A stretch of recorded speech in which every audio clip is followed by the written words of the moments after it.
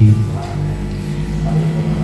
Puji serta syukur marilah kita haturkan, kita panjatkan kehadirat Allah Subhanahu wa taala yang mana atas limpahan rahmat serta karunia-Nya alhamdulillah pada kesempatan pagi hari ini kita masih diberi kesempatan nikmat iman kita, nikmat sehat jasmani serta rohani kita, sehingga kita mampu melaksanakan aktivitas yang seperti biasa lagu Indonesia Raya. Kemudian dilanjutkan sambutan dari Bapak Kepala Sekolah. Baru setelah itu dilanjut dengan materi-materi yang sudah terjadwal. Mungkin itu susunan atau agenda acara yang akan kita.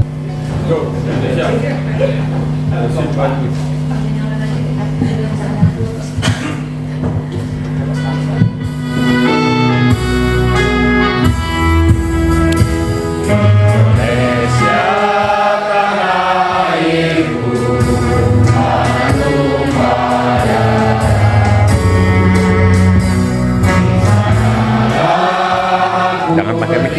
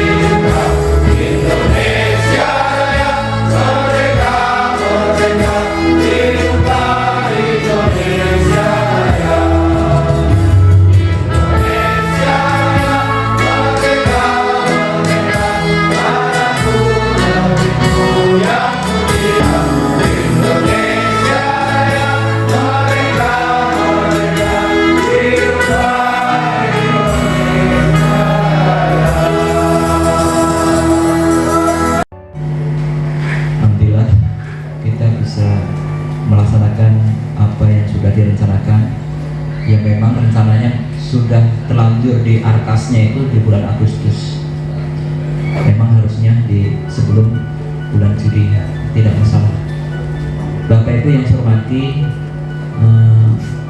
tentunya saya mengucapkan terima kasih atas kehadiran Bapak Ibu, dan terima kasih pula Bapak Ibu yang sudah mulai melengkapi apa yang menjadi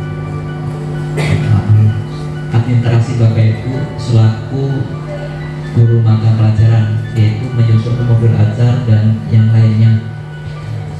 Terima kasih pula Bapak Ibu sudah melaksanakan pembelajaran untuk sekitar 2 minggu. Alhamdulillah baik, anak-anak juga sudah baik, alhamdulillah. Selanjutnya Bapak Ibu, pada acara ini yang kita harapkan adalah sesuai dengan tujuan yang sudah tertera. Tujuan akhirnya adalah kita semua bisa segera divalidasi yang namanya perangkat pembelajaran. Ya, sebagian sudah saya tanda tangani kemarin siang itu, untuk beberapa orang itu modulnya sudah bagus, dan untuk satu pertemuan tuh bisa dibuat hanya 1 halaman, artinya ringkas, ya alhamdulillah. Nah, harapannya modul ajar yang sudah disusun oleh Bapak Ibu itulah yang Bapak Ibu terapkan. Kenapa ada kewajiban untuk di print? Karena di situ harus ada bukti Bapak Ibu mencoret atau bagaimana ketika pas pelaksanaannya perlu revisi, karena nanti juga harus ada dokumen RPP atau istilahnya modul yang sudah direvisi. Buktinya ada tanda-tanda pulpen, apakah ditambah, dicoret, dan lain-lain. Dan artinya ketika Bapak Ibu melaksanakan pembelajaran betul-betul mengacu pada RPP atau modul ajar yang Bapak Ibu buat. Jangan sampai itu hanya sebagai konsumsi dokumen sementara mengajar cara lain. Harus cara itu. Kalaulah lemah dalam pelaksanaannya, itu dibuktikan dengan Bapak Ibu tandai RPP atau modul Bapak Ibu, gitu ya. Jangan sampai skenario pembelajarannya tidak mengacu kepada itu dan tidak merepotkan. Kalau misalkan di HP itu merepotkan. Kalau di print out, insya Allah gitu kan,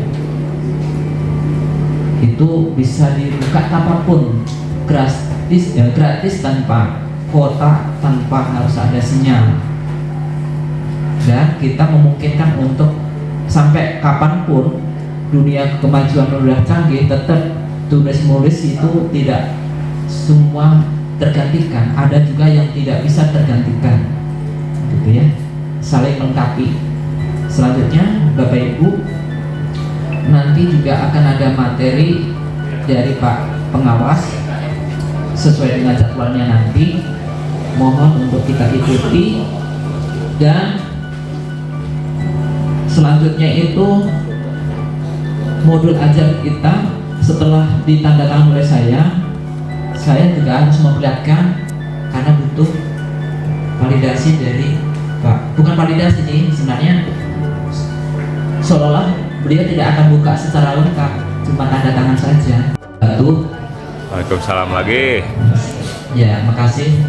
Saya lanjutkan dengan materi yang berbeda, tapi waktunya dibatasi karena Pak Pengawas materi selanjutnya sudah menunggu, jadi saya tidak terlalu lama, mungkin kurang dari setengah jam, seharusnya setengah jam. Tetapi kegiatan refleksi pembelajaran ini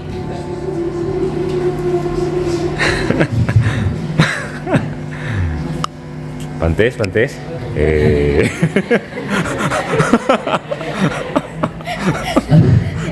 ada gangguan. Bapak Ibu yang saya hormati, materi selanjutnya dan materi pertama adalah refleksi pembelajaran. Saya hanya bertanya kepada Bapak Ibu tentang, namanya juga refleksi, jadi Bapak Ibu bisa menilai apa yang Bapak Ibu lakukan. Tentunya yang Bapak Ibu ungkap adalah hal yang sudah baik Bapak Ibu lakukan, hal apa yang memang sengaja diskusi. Yang saya tanyakan terkait dengan pelaksanaan satu tentang akhlak siswa, yang kedua budaya belajar sepanjang hayat dengan ditandai kebiasaan yang mereka antusiasme dalam membaca informasi atau istilahnya kebiasaan membaca lah gitu kan, Budaya ya. Kemudian tentang kompetensi siswa posisinya di mana SMA 7. Nah, sekarang kita itu terkait dengan kesopanannya, tentang apa yang dilanggarnya, tentang ya pokoknya tentang akhlak lah. Kemudian pelaksanaan ibadah mereka, kemudian kesadaran terhadap 1, 2, 3, 4, 5 untuk berbicara. Tadinya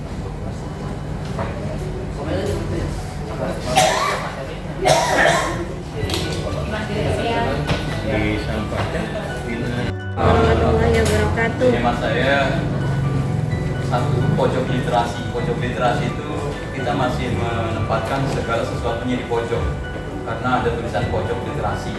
Padahal ketika masuk gerbang maupun tembok-tembok, kalau ada tulisan-tulisan yang membimbing siswa untuk lebih baik atau motivasi hadis atau apa, itu ditulis di tembok maupun di ruang-ruang khusus di taman juga. Contoh, hargai kami karena kami bagian dari Anda, itu cukup di bawah taman aja udah bagus. Jadi pengertian pojok literasi itu bukan hanya taruh di pojok, Tapi di berbagai sudut boleh ditulis di batu, di daun dan lain sebagainya. Itu aja. Wassalamualaikum warahmatullahi wabarakatuh. Ada lagi Bapak Ibu? Kemudian kalau memang membuat, apakah yang Bapak Ibu buat sudah baik atau perlu direvisi atau bahkan diganti? Apakah tujuan pembelajaran sudah macam itu tepat atau tidak? Itu silahkan. Itu RPP ya Bapak Ibu ya. Saya bacakan itu yang Bapak Ibu ingat yang itu.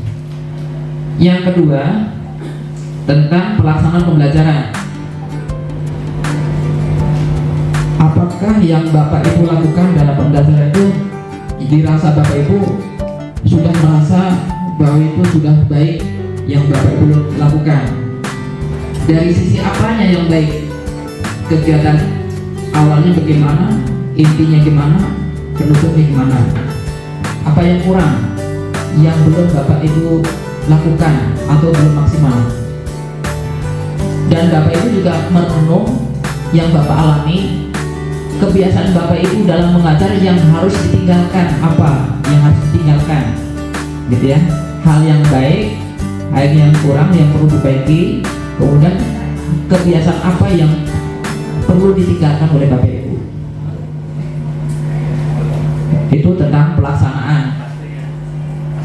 Yang ketiga, penilaian Bapak Ibu terbuka, diinformasikan ke anak atau tidak, atau kalau memang itu dikoreksi dalam lembar kertas, apa?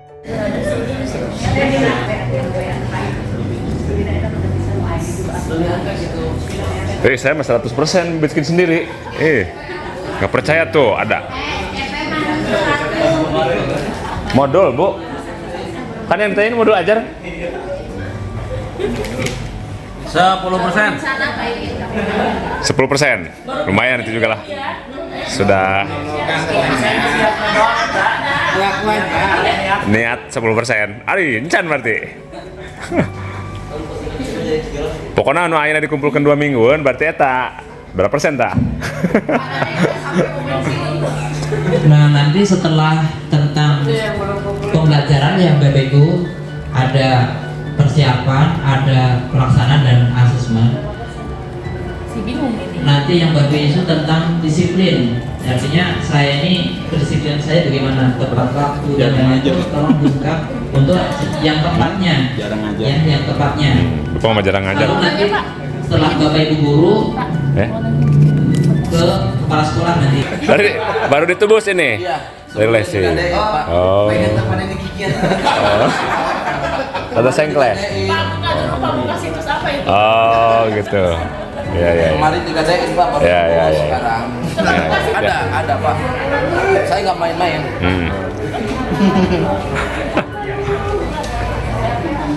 Kopi beli Pak ya. Itu bahaya. Awas dengan bibit kampung. Wih, lagi nyon susun soal asesmen. Bisa dikurang referensi kali bebeja. Apa yang ingin Bapak Ibu rubah dari kegiatan pembelajaran? Tidak ada, semua tidak ada. Berapa persen? Mau kalau yang dirubah? Sudah dibuat apa belum keluar ya? Iya, itu mah refleksi tahun lalu. Tahun lalu pelanyoan lainnya salah.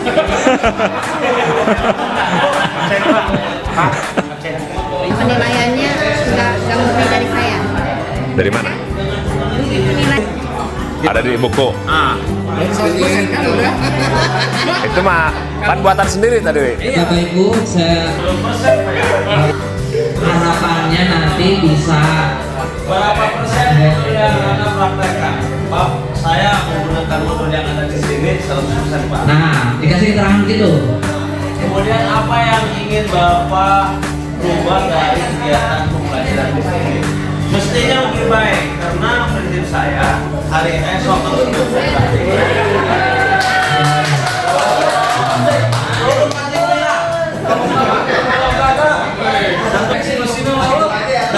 Lalu agar belajar bisa diterima oleh Allah. Langsung ditanggapi. Jadi, tapi tuntutannya ke depan harus membuat juga karena apa? Kalau dibuat itu kan berdasarkan kan kondisi sekolah masing-masing ya. Proses Pak. Iya, proses. Kalau sekarang kewajibannya ya harus menggunakan panduan. Apakah modul yang dibuat sendiri atau yang dari kementerian, silahkan. Tapi ke depan kita berdasarkan apa yang kita buat dan setelah kondisi sekolah kita seperti apa.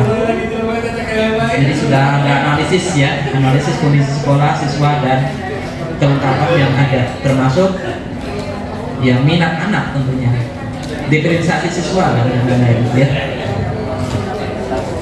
Ya, silakan. Karena ada event lagi. Dan tapi waktu kepala sekolah juga. Baik. Itu kan dari saya. Iya, iya nanti ada bagian kepala Supaya bisa introspeksi diri gitu Pak. Kelas juga nanti.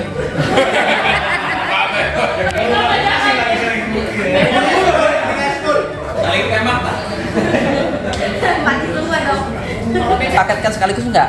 Kepala sekolah, Wakasek dan TU itu dijadikan satu atau terpisah? Bisa aja. Dan waktunya cukup nggak? Artinya Yang mengkritik itu menurut saya pengorbanannya lebih tinggi karena yang dikritik itu bisa saja memusuhi dia karena tidak siap. Sementara yang mengkritik itu hasilnya hasilnya apa sih? Ketika saya mengkritik sekolah ini, Sip. benefitnya apa enggak? Ya. Saya secara pribadi dan pimpinan ya harus dilakukan. Sekarang Masalah mojok apa? sekarang Iya. Kritiknya dalam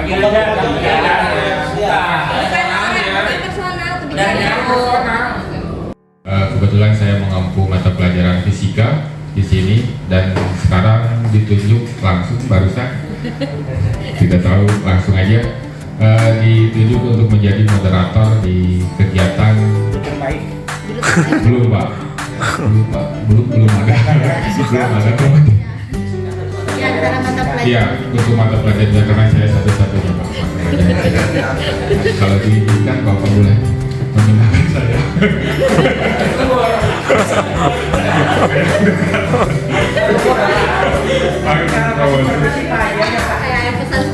Ya, untuk kegiatan hari ini di jam 10 kita waktunya itu dari jam 10 sampai dengan jam berapa?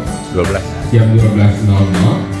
Untuk susunan acaranya, yang pertama tadi saya mau share sedikit tentang penyampaian langsung aja. Nanti saya akan perkenalkan siapa yang ada di tengah-tengah kita. Yang pertama soal pembukaan, terus nanti ada penyampaian materi, sesi ketiga ada tanya jawab, dan yang keempat mungkin ada penutup. Nah, untuk pembukaan saya perkenalkan terlebih dahulu yang berada di depan kita. Sama-sama kita bisa melihat bersama-sama di tengah-tengah kita ada pengawas tercinta kita. Ya, kenapa tercinta? Karena mungkin saya baru pertama ketemu dengan Bapak, dengan beliau. Langsung jatuh cinta. Alhamdulillah 3 tahun di sini baru ketemu dengan Bapak pengawas. Ya, karena baru tahu 3 tahun saya di sini. Bapak Dayan Herdiana, betul Pak? Bapak Dayan Herdiana MPD. Untuk topik yang akan kita bahas, yang pertama itu tentang asesmen pembelajaran, betul Pak? Ya, karena topiknya juga baru dikasih sama Pak Iin. Nah, untuk memanfaatkan waktu, karena waktu tidak bisa dipersingkat, kita memanfaatkan waktu sebaik-baiknya. Mungkin langsung saja penyampaian materi dari Bapak Dayan, atau mungkin ada sambutan dulu langsung ya, karena sudah tadi waktunya juga sudah hampir habis. Kita langsung aja penyampaian materi mengenai asesmen pembelajaran. Bismillahirrahmanirrahim. Assalamualaikum warahmatullahi wabarakatuh.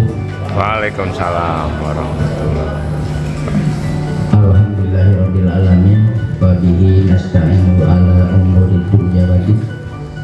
Wassalatu wassalamu ala asrofil anbiya'i wal mursalin wa ala alihi wa sahbihi ajma'in.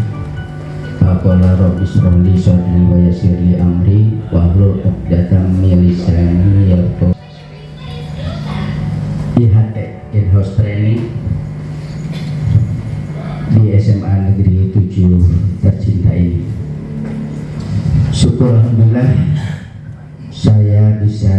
hadir pada hari ini karena buka tutup dan lumayan panjang nantinya. Ada bicara mengenai asesmen. Orang olahraga bicara asesmen kayaknya terlalu jauh, ya. Tapi karena ini kesempatan yang baik, ya saya mencoba berbicara mengenai asesmen dalam kurikulum mereka. Kalau asesmen di kurikulum 2013 mungkin saya lama orang kurikulum sehingga sedikit banyak gambarannya tidak terlalu jauh, mudah-mudahan dari kurikulum mereka. Ya, jadi ini tahun ketiga, jadi udah murni kurikulum merdeka.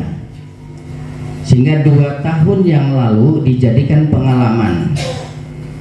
Ya, apa yang sudah dilakukan, apa yang belum dilakukan, dan apa yang hal-hal yang perlu ditingkatkan dalam hal asesmen.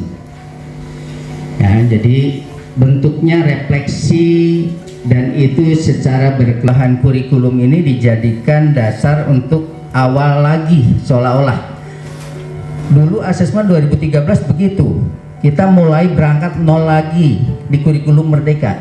Sebenarnya tidak juga seperti itu.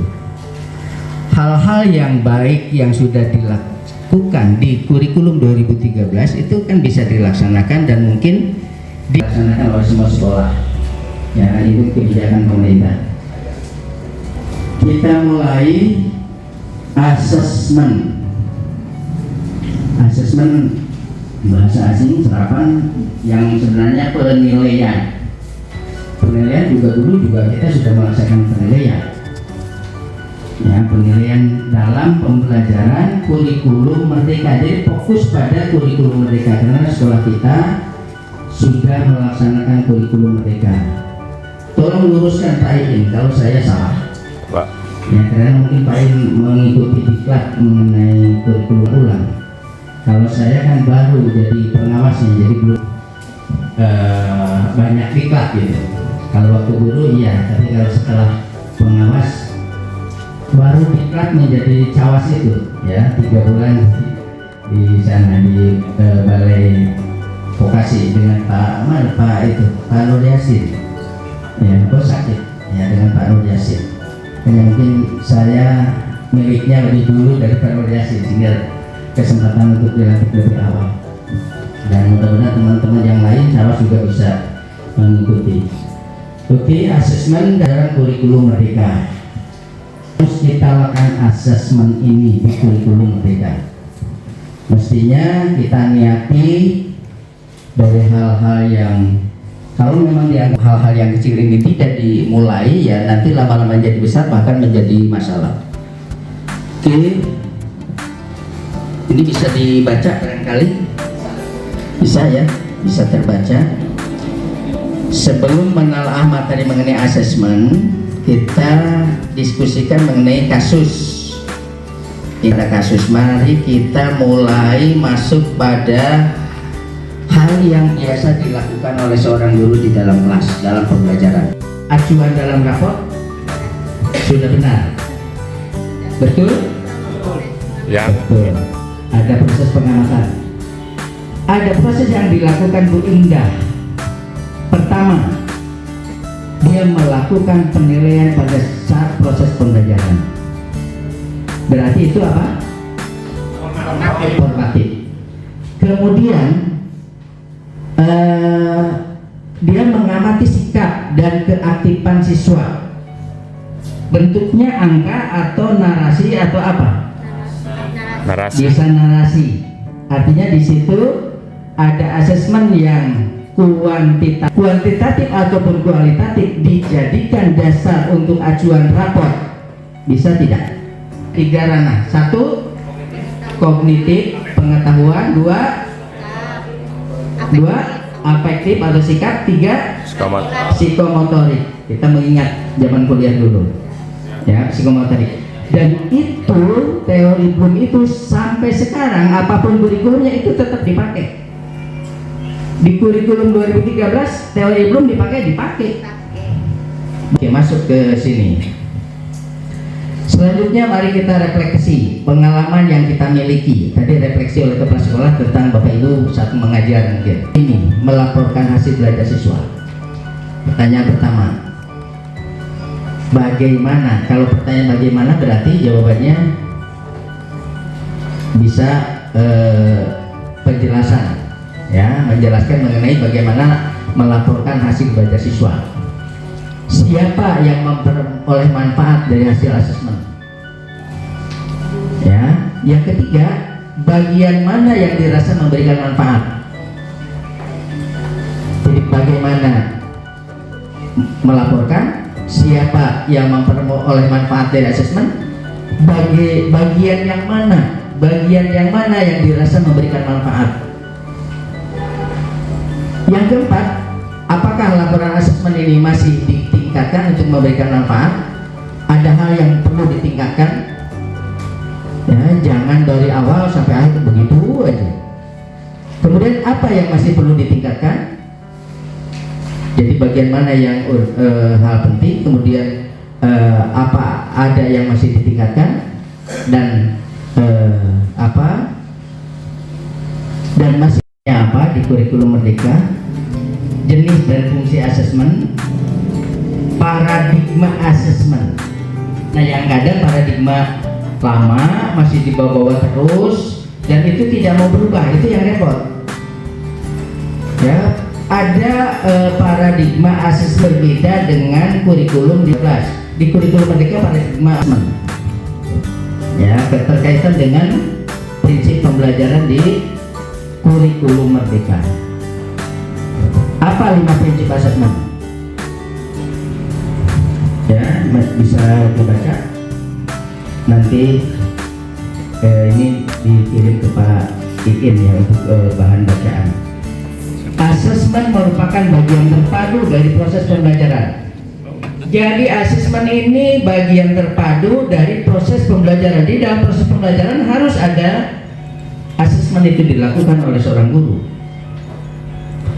Kemudian memfasilitasi pembelajaran, menyediakan informasi, umpan balik baik formatif 1 maupun formatif 2 itu dirancang di dalam ATP.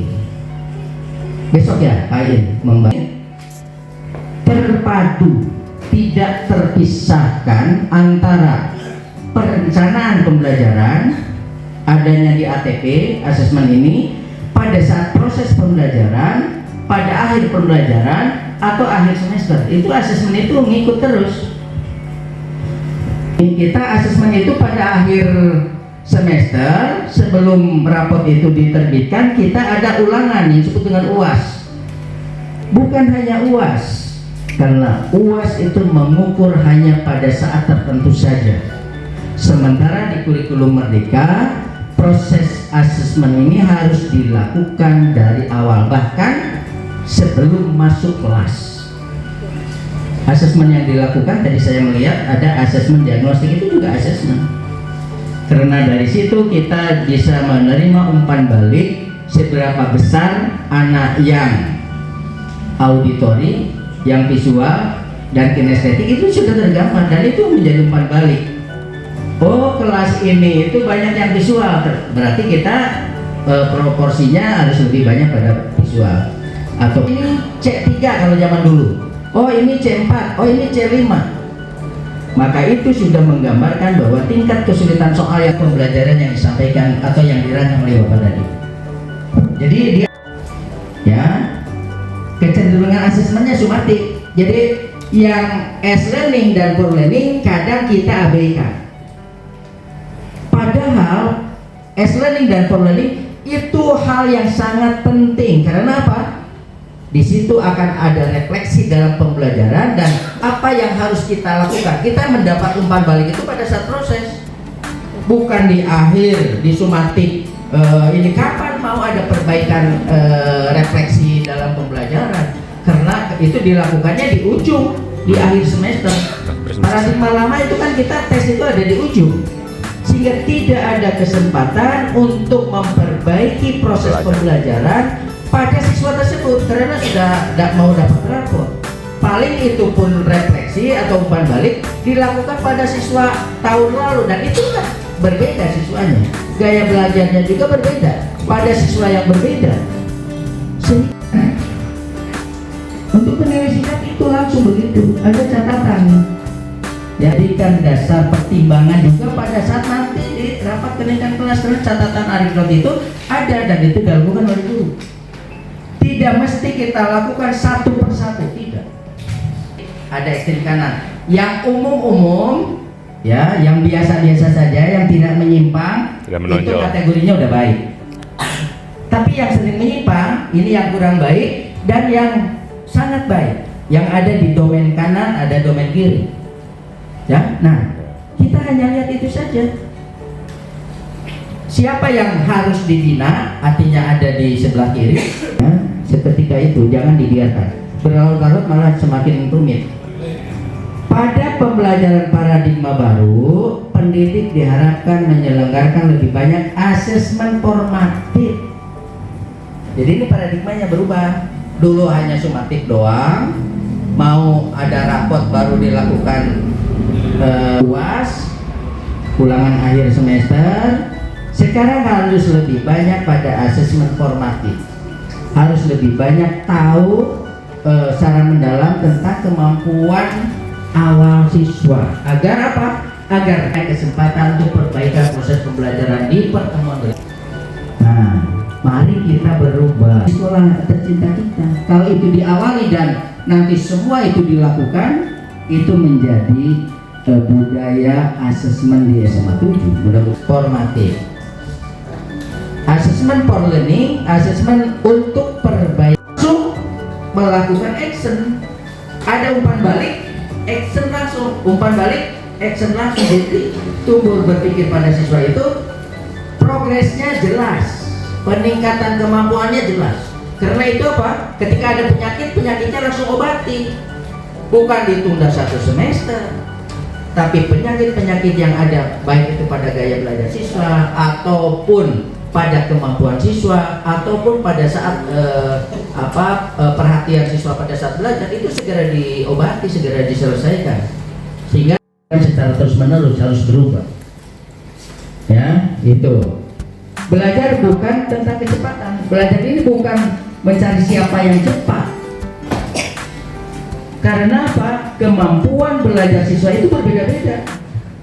Ada yang merayap, tapi dia masuk SNMPTN di PB, masuk di.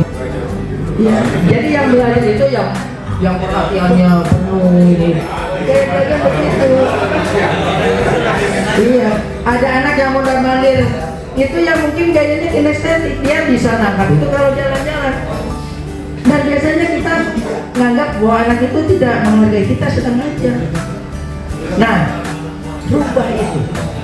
Alur berpikir kita seolah-olah anak yang jalan-jalan ini, dia nangkapnya harus jalan gitu. Ada mengidentifikasi bentuk asesmennya, membuat instrumennya. Nah, ini padahal ini hal-hal yang penting, tapi dibatasi waktu. Ya, di sini untuk instrumen asesmen formatif dan sumatif. Jadi dibuat dari awal, ya, instrumennya seperti apa, dan mungkin ini bisa dilanjutkan besok dengan Pak Iin. Instrumen asesmen pada saat menyusun ATP, asesmen seperti apa.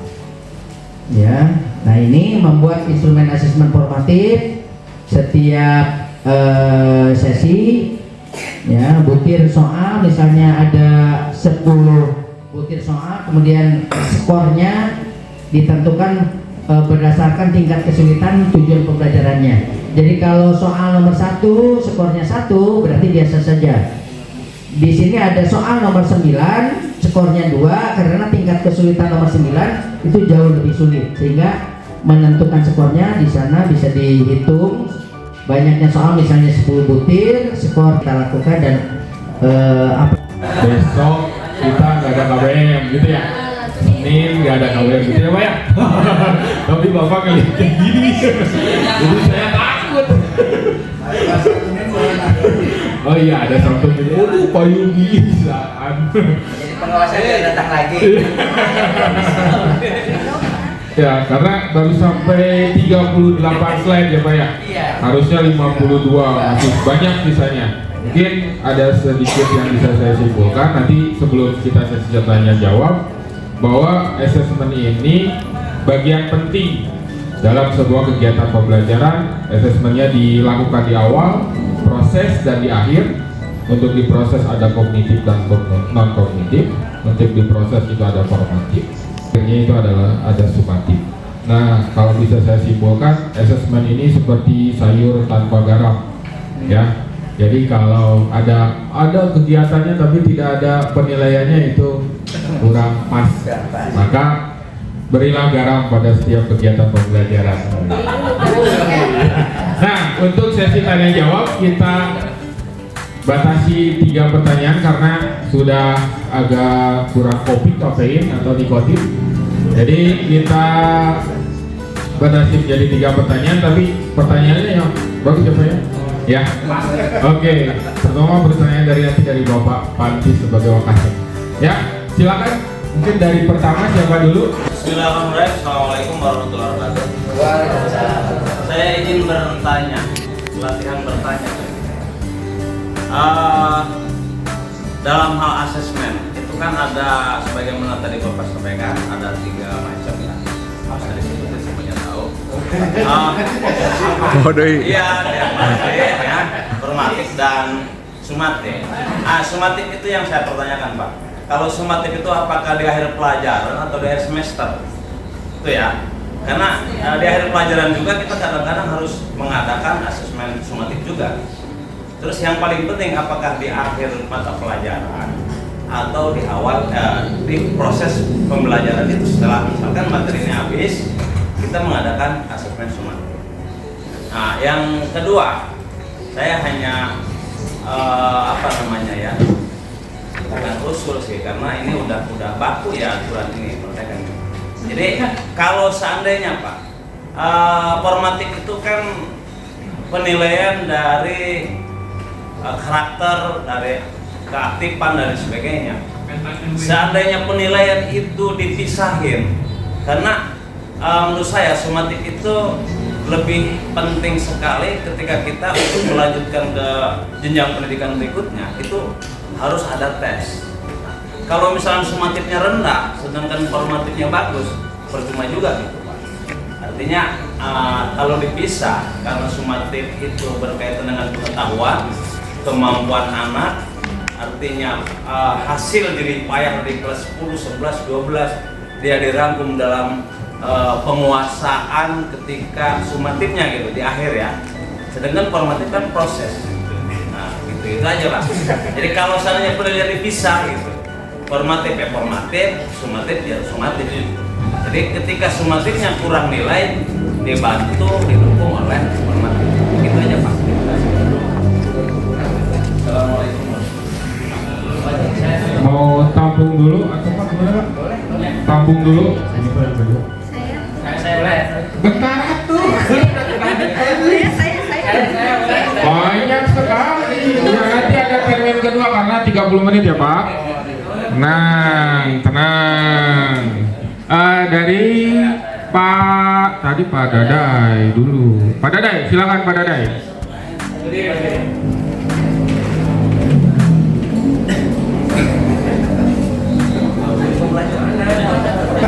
Suka dengan itu. Udah banyak ke depan tiket cuma satu. Sini aja. Cuma satu. Assalamualaikum warahmatullahi wabarakatuh. Sebagaimana tadi penjelasan dari Bapak pengawas, mungkin kita sebenarnya mendengar terlalu banyak mungkinnya apa yang disampaikan sehingga Pembingungan. yang saya tanyakan mungkin apakah memang ini ya kasus atau memang hampir semua teman-teman juga merasakan hal yang sama. Jadi kami menemukan kesulitan ketika pada saat belajar, sebagaimana Ibu Is tadi sudah menjawab perwakilan terkait dengan assessment tadi. Misalkan dalam pembelajaran kita sudah kelompokan, kemudian di situasi pada saat belajar itu anak mungkin ada satu kelompok masing-masing bisa menjawab atau bisa menjelaskan materi yang pada saat itu disampaikan. Tetapi misalkan ada sebagian kelompok tidak menyelesaikan tugasnya misalkan, atau dari kelompok tersebut secara individu ada yang memang seperti ini aja, gini aja bisa sampai selesai itu Pak. Artinya dia tidak punya tanggung jawab, padahal kita sudah bagi, misalkan menjelaskan definisi dari materi tersebut dengan memberikan contoh, misalkan satu orang satu contoh. Itu kalau kebetulan saya mengajar bahasa Inggris, itu dihafal penjelasannya, dihafal, contohnya dihafal. Berarti kan kebagian satu orang dalam satu kelompoknya ada 4 orang. Nah, tugas kita walaupun misalkan mengakomodir, di situ mungkin tepatnya kita melakukan penilaian. Apakah memang sebagaimana tadi prosesnya hanya orang tersebut saja yang dinilai, sedangkan yang lain juga butuh penilaian. Artinya nilai tersebut nilai pengetahuan mungkin Pak misalnya dari pengetahuan.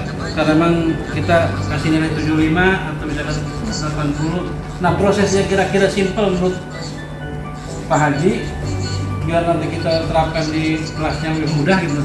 Bagaimana? Itu saja mungkin Pak. Assalamualaikum warahmatullahi wabarakatuh.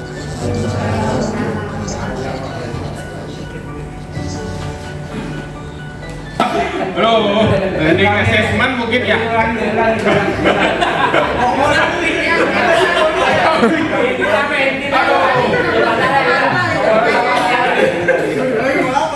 Mungkin kesulitan dalam teknik assessmentnya ya Pak ya. Nah, jadi proses simpel dalam penilaian itu seperti apa, gitulah intinya makanya. Nah, Pak Dadai, terima kasih Pak. Selanjutnya pertanyaan ketiga. Om Pantis, nanti tarian kedua ya. Silakan Pantis. Terima kasih atas waktunya Pak. Waktu bukan punya saya Pak. Pertanyaan saya simpel sekali ya, terkait tentang pengolahan nilai aktif Pak ya, untuk tim upload. Itu kadang kita sering ya, bahkan menjadi budaya kita. Budaya kita mengimplementasikan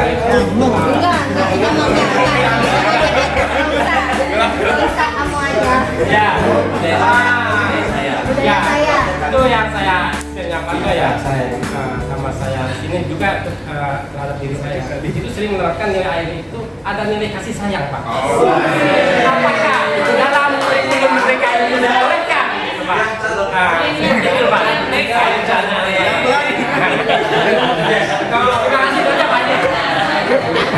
Pantis doang gitu.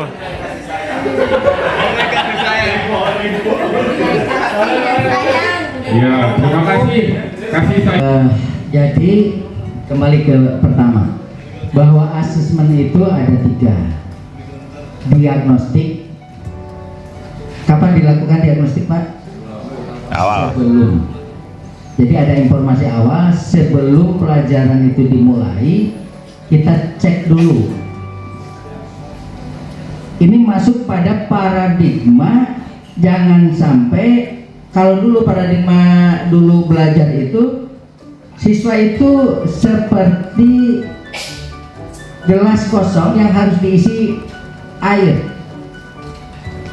Paradigma dulu, artinya guru mau mengisi ilmu pengetahuan pada siswa itu dianggap gelas kosong. Ya. Ini tergantung banyaknya ilmu yang dituangkan oleh guru pada siswa. Jadi siswa hanya menerima aja, mau sampai luber kah? Atau hanya setengah kah? Atau hanya sedikit? Tergantung pada guru mau menyampaikan ilmu itu. Itu paradigma dulu. Sekarang paradigmanya bukan seperti mengisi air pada gelas yang kosong, karena siswa sebenarnya sudah ada isinya. Apalagi sekarang pengetahuan itu ada dalam genggaman HP. Kalau anak sering ya masuk ke Google mencari pengetahuan, itu pasti akan keluar, karena di Google ini apapun akan kita dapat informasi mengenai pengetahuan. Siswa ini seperti gelas kosong yang harus diisi oleh gurunya, itu buang jauh-jauh. Anggapan kita sekarang, siswa ini seperti tumbuhan yang harus disiramnya dengan air, tumbuh, kemudian berkembang dan akan berbuah. Mungkin buahnya ada yang pahit, mungkin ada yang manis, tapi anggapan itu akan berbuah lebat dan akan mungkin jauh lebih tinggi hasil pembelajaran itu dibandingkan gurunya. Murid saya banyak yang sudah S3, ya. Dr. Ika itu murid saya waktu di Saketi yang sekarang jadi dekan di Unma. Filosofinya karena apa? Karena kita menyirami tumbuhan yang akan tumbuh, dan tumbuhan ini kan pasti udah ada apa? Set di Google Form itu secara live. Jadi ada yang hanya mungkin harusnya kalau dikerjakan minimal 1 menit atau 2 menit itu membutuhkan sekitar 15-20 menit. Aktualnya yang 10 menit sudah ada yang selesai. Nah, maksudnya kalau di sini sih saya mohon petunjuk gitu Pak untuk berbagi praktek baik, intervensi apa yang bisa saya lakukan sebagai guru minimal nanti akhirnya punya output siswa yang segi kognitifnya itu objektif gitu Pak dari apa yang telah kita lakukan selama proses gitu Pak. Karena kalau kita bicara formatif ya nyatanya siswa selama kita menarik perhatian dia ya mereka ikut aja, tapi aktualnya ketika kita buat assessment of learning di akhir, nah itu kok kita lihat hasilnya juga nggak terlalu optimal gitu, Pak.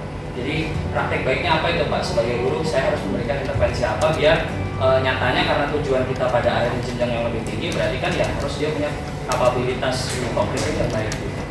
Mungkin seperti itu. Terima kasih Pak siapa? Pandu, Pak. Pak Pandu. Ya, pertanyaannya spesifik tapi dalam.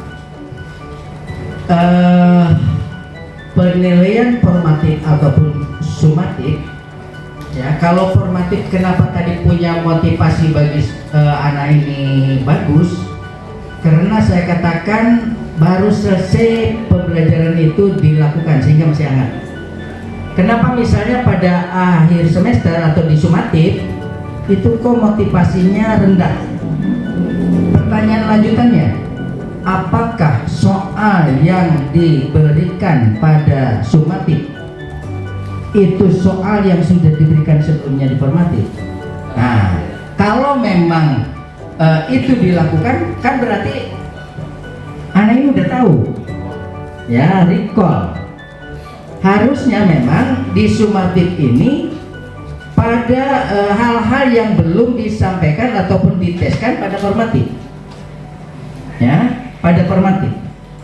Kalau itu sudah semua dilakukan, soal itu sudah diberikan pada formatif, ada 5 TP, ada 5 kali saat kita memberi nilai, ya itu tergantung pada kesepakatan. Misalnya pada saat penentuan KKM ada satu upaya mendorong, jadi tidak ada nilai tambahan di sana. Anak siapapun, ya anak siapapun kalau nilainya segitu, ya segitu. Pantes. Ya. Assalamualaikum warahmatullahi wabarakatuh. Saya ya Pak ya, saya mau nanya tentang nih tindak lanjut dari hasil asesmen.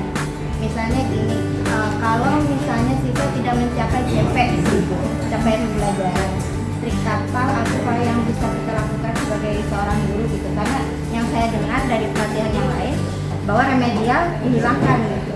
Remedial dihilangkan. Nah, kalau seperti itu apa yang bisa dilakukan oleh seorang guru? Mungkin tambahan dari Pak Iin tadi ya. Kalian, Pak Iin. Buat tujuan ya pengecekan dan perbaikan. Artinya pengecekan itu TP ini dipastikan tercapai atau tidak, ya kan? Gitu. Kemudian sekaligus kalau memang setelah cek di situ setelah dilakukan formatif, tahu kita harus memperbaikinya, gitu kan? Nah, tapi kalau diputuskan menjadi sebuah nilai, maka berubahlah sumatif kalau itu kita hargai dalam bentuk nilai, karena nilai rapot itu yang kita pahami tidak diambil dari formatif. Prosesnya bisa berubah, itu tergantung Bapak Ibu. Ketika hari ini kok bisa memunculkan nilai dan bisa dihargai, berarti jadi sumatif. Diklaim saja oleh Bapak Ibu sebagai nilai sumatif. Nilai yang diklaim itu sebagai nilai akhir ya. tidak perlu ada sumatif lagi, karena kan formatif itu sudah bentuknya nilai sumatif. Nah, makanya setiap sekolah ada juga yang melakukan Ya, ada yang tidak. Asesmen akhir semester sebagai sumatif, ada juga yang tidak, karena setiap guru mungkin saya nggak usah ada sumatif lagi, karena kemudian di setiap tujuan pembelajaran juga dicek supaya itu cukup, itu dijadikan nilai sumatif di akhir, itu sah-sah saja dan itu dilakukan. Kalau enggak nanti pahit ke diskusi maksudnya ya.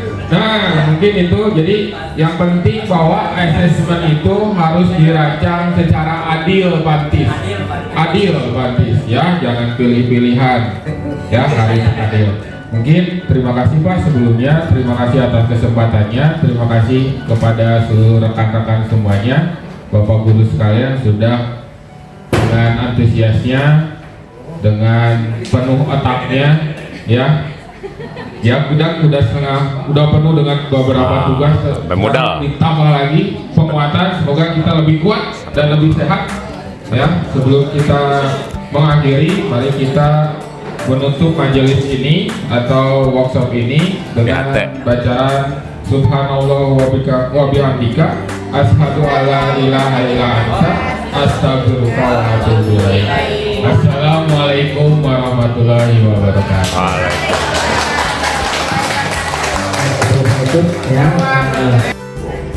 Kita tentukan kepada anak apa kriteria yang akan kita nilai secara individu. Mungkin yang pertama sikap, terus keaktifan dia atau berkontribusi dia terhadap kelompoknya. Misalnya perempuan, ada anak yang iseng, dia mengambil tas perempuan dan berlaku sebagai benches. Lalu ada lagi senapan, masa kecil dia terulang, dia dor mati semua, udah beres. Dengan kalimat-kalimat yang menyindir seperti itu kan itu sudah bagus ya. Mereka mengeluarkan imajinasi pada usianya ya. Dan itu untuk speaking itu insulting. Rumusan Pancasila itu siapa saja yang membuatnya, terus rumusannya apakah mereka tahu bisa menganalisis persamaan dan perbedaan dari para tokoh bangsa mengenai dasar negara. Kemudian langsung masuk ke ideologi, dari ideologi itu ada yang terbuka dan tertutup, sudah paham atau belum? Nah itu baru kata.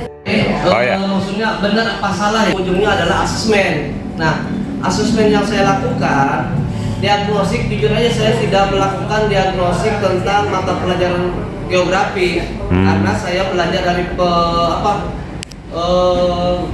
pengalaman saja. Ketika mereka kelas 10 itu kan misalkan di kelas 11 4 namanya itu ada misalkan ada Napisa, ada itu gitu kan. Saya pisah-pisahkan menjadi 6 orang. Artinya saya mencoba mereka itu ketika berkelompok, saya itu mencoba mereka terpisah. Artinya nanti ujung-ujungnya menjadi tutur sebaya gitu kan. Nah jadi tutur sebaya, setelah itu saya mendapatkan hasil diagnostik atau gaya belajar siswa. Dari BK ada kinestetik, ada auditori dan visual. Nah setiap kelompok itu saya arahkan 2 untuk visual, 2 untuk auditori, 1 misalkan Pak saya mau misalkan poster saja dengan kelompoknya. Yang penting kelompok tersebut bisa memaparkan. Nanti siapa yang tugasnya itu, artinya setiap orang itu mempunyai peran dalam kelompoknya gitu. Iya. Ya, artinya diagnosiknya itu saya kelas 11 karena tidak saya lakukan yaitu asesmen diagnostik untuk mata informatika di kelas 11 ya. Kelas 11 karena di sana ada materi tentang pemrograman ya Pak ya. Nah, nanti di sana yang sudah diberikan kepada yang kelas 11 sekarang itu adalah apakah mereka sebelumnya sudah pernah atau belajar gitu ya tentang materi bahasa pemrograman gitu Pak. Untuk yang jadi yang didiagnosa adalah pengetahuan prasyaratnya, apa itu? Pengetahuan prasyaratnya itu yaitu bahasa C pemrograman. Nah kalau misalnya untuk jaringan dan komputer yaitu pemahaman tentang alat-alat network. Alat-alat. Hari nguprek di diagnostik. Oh, baru ke pagi-pagi. Ketinggalan ya kan? Berarti ketinggalan ya? Alurnya itu untuk materi awal itu 4 hari ya, 2 hari untuk diagnostik, 2 harinya untuk pelajaran. Di awal sudah dijelaskan pada siswa bahwa kita akan diagnosis. Yang pertama itu gaya belajar, yang kedua itu profil, yang ketiga itu kesiapan untuk memasuki materi yang baru. Jadi ada 3 asesmen. Yang pertama itu asesmen gaya belajar. Jadi pakainya yang dari Pak Karna tuh, yang Aku Pintar itu. Dikirim melalui WA group, kemudian mereka mengisi dan hasilnya sudah ada. Ada yang visual, auditory, kinestetik, 3-tiganya. Ada yang kinestetik saja, beda-beda. Kemudian untuk yang kedua yang Anda lakukan adalah asesmen profil. Profil itu sebenarnya ada 4 kan? Asesmen lingkungan. Profil itu ada 4, ada lingkungan, ada budaya gitu ya, ada kecerdasan majemuk gitu. Terus yang Ana ambil karena yang lainnya lebih sulit, maka yang diambil adalah yang lingkungan. Terus kita masuk sebelum 2 juga.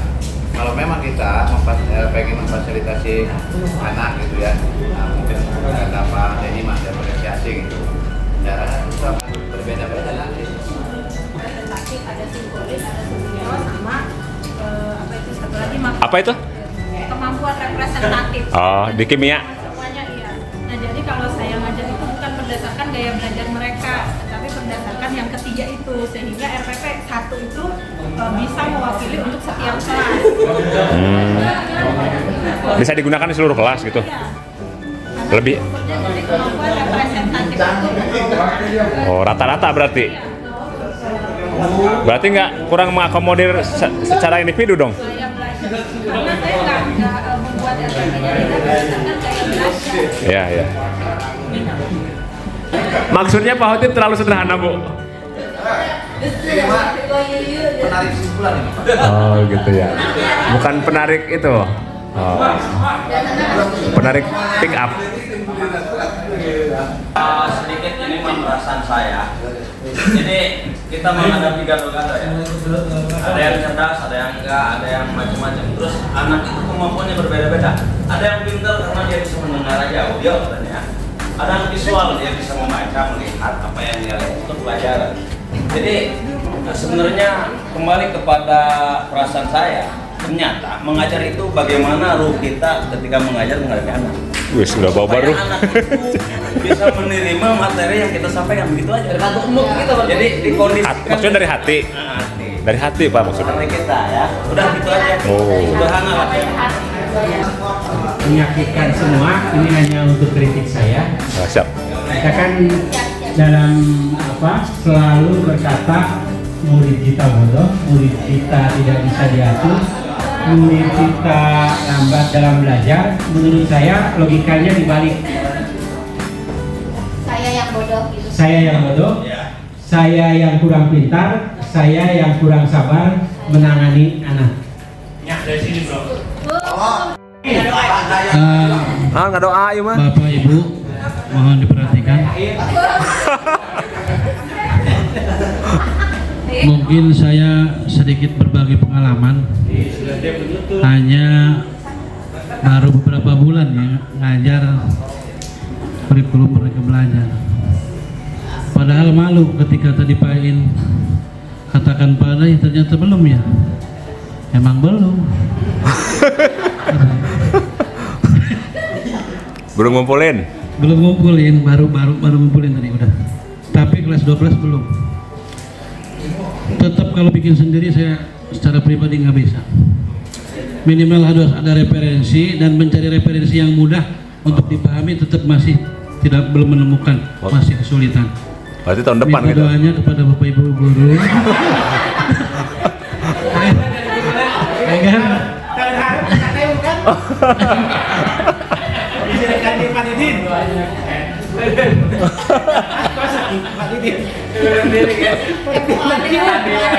Itu kudu ngomong RPP ya.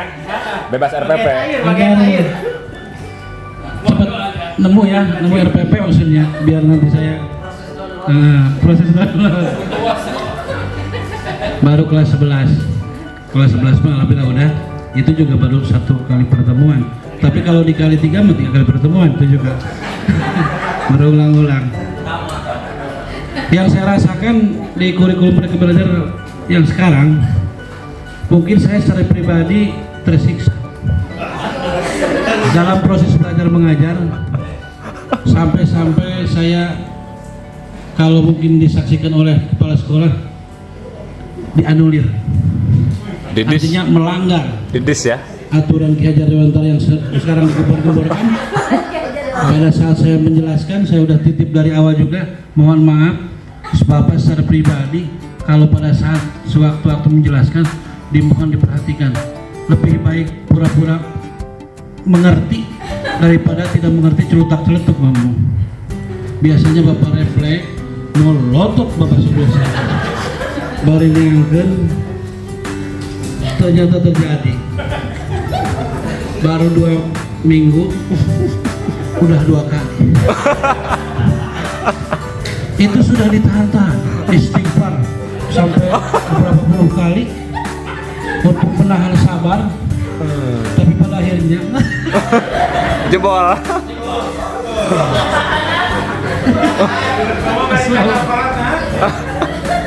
Siak be anak sadia. Ya Allah.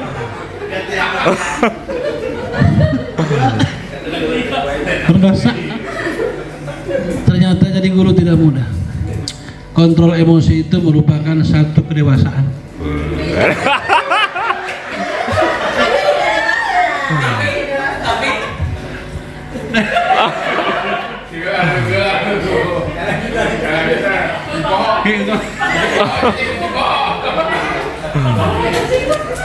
Ini dongeng ya.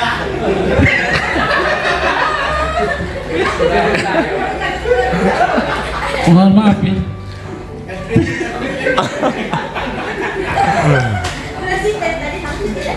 Tidak ada manfaat nih. Hiburan.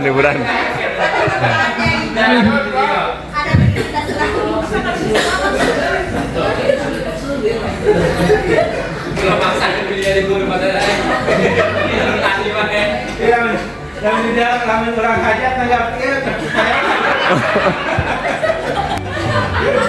jadi bisa disunatan sekolahnya ya.